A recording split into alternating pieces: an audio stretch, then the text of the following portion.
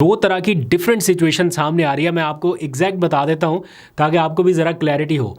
अब अगर इमरान खान की बहनों की बात सुने तो वो कह रहे हैं कि हमारे पास जो आखिरी पैगाम इमरान खान का पहुंचा वो ये था कि स्ट्रीट मूवमेंट की तैयारी करें, सड़कों पर निकलना है। तो हम तो सड़कों पर निकल आए, हम तो यहाँ पर मौजूद हैं और तब तक नहीं जाने वाले जब तक ये मुलाकात का कुछ नहीं बता देते। दूसरी जानिब एक और पॉइंट ऑफ व्यू भी आ रहा है। बैरिस्टर गौहर की हमने गुफ्तगू सुनी और हैरानकुन तौर पे उनकी गुफ्तगू इस वक्त सोशल मीडिया के ऊपर बहुत ज़्यादा वायरल है, क्योंकि एक तरफ है स्ट्रीट मूवमेंट का नैरेटिव, एक तरफ है मुज़ाहमत का नैरेटिव, एक तरफ है अलीमा खान का नैरेटिव, जो कि ये समझती हैं कि इमरान खान ने मुज़ाकरात की बजाय अब स्ट्रीट पावर की तरफ आने का कह दिया है। दूसरी तरफ है बैरिस्टर गौहर का मौक़िफ़, वो भी आज अडयाला जेल पहुंचे और उनकी जो गुफ्तगू है वो सोशल मीडिया के ऊपर ज़्यादा वायरल है, क्योंकि उनका मौक़िफ़ थोड़ा डिफरेंट है। वो कह रहे हैं कि इमरान खान ने हमें कभी भी किसी भी स्टेज पे ये नहीं कहा कि मुज़ाकरात मुकम्मल तौर पे कॉल ऑफ कर दिए जाएं या मुज़ाकरात अब दोबारा कभी नहीं होंगे, तो इसलिए हम कोशिश कर रहे हैं। लेकिन साथ उनके जो 2-3 और बयानात हैं उनसे ऐसा लगा कि एक तरफ बहुत हाई टोन है मुज़ाहमत वाली और एक तरफ बहुत ही लो टोन है जिसमें वो रहम की और पता नहीं क्या क्या लफ्ज़, भीख जैसे लफ्ज़ भी उन्होंने इस्तेमाल किए हैं। आज मैं एग्जैक्ट आपको कोट एंड कोट बता देता हूँ। टीवी चैनल्स के ऊपर कुछ बहुत ही डिफरेंट चल रहा है, लेकिन मैंने चूँकि ख़ुद सुना और वहाँ मौजूद रिपोर्टर से भी कंफर्म किया, जो एग्जैक्ट है उन्होंने कहा कि हम ये जो यहाँ तक नौबत पहुँच गई कि हम आए रोज़ मुलाकात की भीख मांगते हैं, इसमें दूसरों के साथ साथ अपनों का भी कसूर है। ये बैरिस्टर गौहर साहब के लफ्ज़ हैं जिसमें वो जैसे शिकवा करते हुए दिखाई दे रहे हैं। और बल्कि उन्होंने कहा कि मुझे मालूम नहीं है कि मैं यहाँ पर क्यों खड़ा हूँ। वो वहाँ पर हैं भी सही, लेकिन वो कह रहे हैं कि मुझे नहीं मालूम कि मैं यहाँ पे क्यों खड़ा हूँ, क्योंकि उन्हें ये लगता है कि उनकी कोशिशों की वजह से या उनके राब्तों के नतीजे में इमरान खान से मुलाकातें बहाल हुई थी, लेकिन उस मुलाकात के बाद जो आउटकम निकला वो वैसा नहीं था जैसा उन्होंने कहीं पे कमिट किया होगा या वो समझते थे कि ऐसा नहीं होना चाहिए और वैसा हो गया। तो उसके बाद अब वो ये समझ रहे हैं कि मुझे नहीं मालूम कि मैं यहाँ पे क्यों खड़ा हूँ, और वो अपनों को भी कसूरवार समझ रहे हैं इमरान खान से मुलाकातें ना होने पर। मैं ये ज़रूर कहूँगा, हर ट्यूसडे को मैं यहाँ आ जाता हूँ और अपने टाइम का इंतज़ार करके फिर वापस जाता हूँ। अफसोस होता है कि मुलाकात नहीं होती, लेकिन इतना ज़रूर कहूँगा आज मुलाकात की जो भीख हम मांग रहे हैं, दूसरों के साथ साथ इसमें अपनों का भी हाथ है कि हर मर्तबा हम यहाँ से मायूस होकर वापस जाते हैं। और फिर उन्होंने कहा कि जिनके पास इख्तियार है, कह रहे हैं कि 3 साल हो चुके हैं, अभी तक हमने सारा कुछ करके देख लिया, स्ट्रीट पावर भी हुई, लोग अदालतों तक भी चले गए, लेकिन कहीं से कोई रिलीफ नहीं मिल रहा। और वो कह रहे हैं कि अब बस, अब बहुत हो गया, अब बस करें। जिनके पास इख्तियार है वो तर्स करें और रहम खाएं।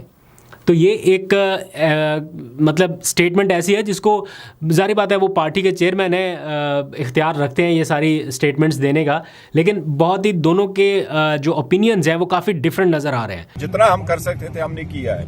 अवाम क्या करती है? अवाम निकलती है, रोडों पे निकलती है, सड़कों पे निकलती है, अदालतों में करते हैं, शटर डाउन करते हैं, वो सब कुछ अवाम ने किया। अब साहिब इक़्तिदार लोगों जिनके पास इख्तियारात है वो भी कोई खुदा का तरस करे, कोई हालात पे रहम कर ले। बस 3 साल। और फिर वो कह रहे हैं कि स्ट्रीट मूवमेंट का मकसद जो है वो दबाव डालना हरगिज़ नहीं है, जबकि मैं कल ही पार्टी के लोगों से ऑन द रिकॉर्ड भी बातचीत करके आया हूँ। बल्कि फॉर एग्जांपल अली मोहम्मद खान से मेरी कल बातचीत हुई, उन्होंने कहा कि हम स्ट्रीट मूवमेंट इसलिए कर रहे हैं कि दबाव रहे कि मुज़ाकरात करने हैं। अगर किसी को ये पता चल जाए कि जनाब हमारे पास स्ट्रीट मूवमेंट है ही नहीं, तो वो तो हमसे 3 साल तक बातचीत नहीं करेंगे।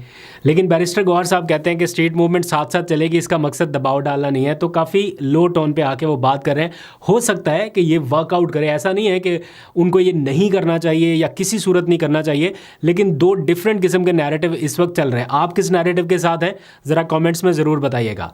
सलमान अकरम राजा साहब ने भी अभी थोड़ी देर पहले स्टेटमेंट दिया। वो कह रहे हैं कि हम मुज़ाकरात तो चाहते हैं, लेकिन लास्ट टाइम भी हमने इन्हीं दिनों में 2024 के आखिर में और 2025 के शुरू में दिसंबर जनवरी में मुज़ाकरात किए, तो बातचीत बिस्किट खिलाने से आगे नहीं बढ़ सकी। तो वो कह रहे हैं कि हम कोई बिस्किट खाने का इरादा नहीं रखते, ना बिस्किट खाने जाना चाहते हैं। कोई कॉन्क्रीट किस्म की कोई डेवलपमेंट हो तो फिर हम मुज़ाकरात के लिए आगे बढ़ सकें। और अब चूँकि दोनों फ़रीक़ैन राज़ी हैं तो सबको इंतज़ार है कि ब्रेक थ्रू होना किस साइड से है, कहाँ से होगा। तो कुछ खबरें ऐसी भी चल रही हैं कि पसे पर्दा कुछ मैसेजेस जो हैं वो भिजवाए जा रहे हैं, बातचीत हो रही है, कुछ सिग्नल्स चल रहे हैं, लेकिन ऑन रिकॉर्ड कुछ नहीं है, टीवी के ऊपर कुछ नहीं है, बताया नहीं जा रहा। और हो सकता है कि मुज़ाकरात की कामयाबी के लिए ये ज़रूरी भी हो। इसलिए हर बार हर चीज़ का सामने आना भी ज़रूरी नहीं है, लेकिन there is something going on between two parties, कुछ ना कुछ चल रहा है। अब वो कब उस स्टेज पे जाएगा जब आप लोगों को या हमें एग्जैक्ट पता चलेगा, ये कहीं ना कहीं से लीक आउट हो जाती है। बहरहाल इस टाइम की ये सिचुएशन है कि स्ट्रीट मूवमेंट के ऊपर पीटीआई के ज़्यादातर लोगों का इन्हिसार है और अब अगले 10 दिन में उन्होंने ये ऐलान कर दिया, आज बल्कि शाहिद खट्टक ने ये ऐलान किया कि हम अगले 10 दिन में कराची जाने वाले हैं। हफ्ते 10 दिन में उन्होंने कहा कि हम कराची चले जाएंगे और फिर वहाँ हम देखेंगे, बल्कि दुनिया को दिखाएंगे कि सिंध गवर्नमेंट हमारे साथ क्या रवैया इख्तियार करती है। तो कराची अगर वो जाते हैं और वहाँ पर उनके साथ थोड़ा डिफरेंट बिहेवियर होता है जैसा पंजाब में हुआ उसकी निस्बत, या ज़्यादा मेहमान नवाजी हो जाती है, तो वो ऑब्वियसली एक डिफरेंट पैटर्न रहेगा या उसके बारे में अलग बहस रहेगी। तो सिंध गवर्नमेंट के पास भी एक अच्छा मौका होगा कि वो ये तासुर दे सके कि देखें जी हम तो बड़े मेहमान नवाज लोग हैं और जैसा कि होने भी चाहिए इस तरह की एक्टिविटीज़ में। ज़रूरी नहीं है कि कोई रुकावटें या रखना डाला जाए। बहरहाल एक चीज़ यहाँ पर हुई पंजाब में, वो अभी तक अंडर डिस्कशन है। और मज़े की बात ये कि कल वज़ीर आला टू वज़ीर आला एक ख़त लिखा गया था, आज एक और ख़त लिख दिया गया। कल तो सुहेल अफरीदी ने चीफ मिनिस्टर पंजाब को ख़त लिखा था कि मेरे साथ जो रवैया अपनाया गया वो काबिल अफसोस एंड सो ऑन, उसकी उन्होंने डिटेल शेयर की थी, वो हमने कल पढ़ दिया था।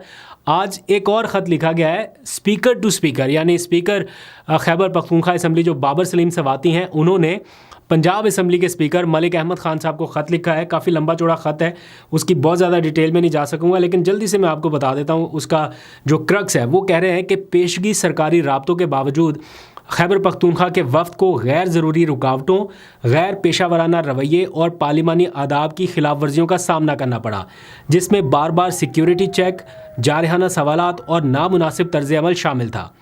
फिर वो लिखते हैं सूरत-ए-हाल उस वक्त संगीन हुई जब वज़ीर आला खैबर पख्तूनख्वा और वफ़द के अरकान को असम्बली की इमारत के करीब सिक्योरिटी एहलकारों की जानिब से रोका गया। उन्होंने अपने ख़त में मुतालबा किया है कि पंजाब असम्बली के स्पीकर जो हैं वो इस सारे तर्ज़ अमल की इंक्वायरी कराएँ कि कौन इसमें मुलव्विस था, किसकी वजह से ये सारा कुछ हुआ, ताकि ऐसे वाक़यात की मुस्तक़बिल में रोकथाम हो सके।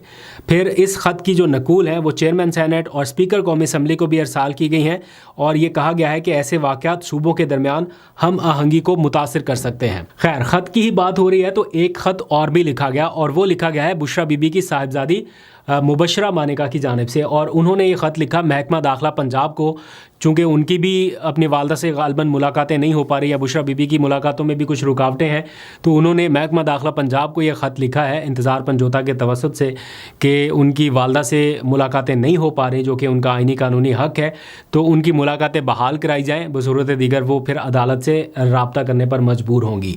देखते हैं, अदालत के पास जाने से पहले फिर वो जब डायरेक्ट ही अदालत के पास चले जाएँ तो वो कहते हैं कि मुताल्लिका फ़ोरम से आपने रजू किया या नहीं किया, तो ये एक फॉर्मेलिटी के तौर पे मुताल्लिका फ़ोरम से भी उन्होंने रजू कर लिया है। आज की एक और बड़ी ख़बर है जो इस वक्त काफ़ी अंडर डिस्कशन है, वो है नवाज शरीफ साहब के हक़ में ट्रिब्यूनल का आने वाला फ़ैसला, जिसमें जो उनकी मद्दे मुकाबल थी डॉक्टर यास्मीन राशिद, उनकी दरख्वास्त को इलेक्शन ट्रिब्यूनल ने ख़ारिज कर दिया है चूँकि उनके दस्तखत मौजूद नहीं थे। तो तकनीकी बुनियादों पर एक तरह से ये दरख्वास्त ख़ारिज हुई क्योंकि यास्मीन राशिद ने जेल से ही इलेक्शन लड़ा, जेल से ही इस इलेक्शन को उन्होंने इसके फ़ैसले को चैलेंज किया था, तो उनके जो सिग्नेचर्स वगैरह ना होने की वजह या टेक्निकलिटीज़ की वजह से उनकी दरख्वास्त ख़ारिज कर दी गई। यूँ नवाज शरीफ साहब को मिल गया है रिलीफ।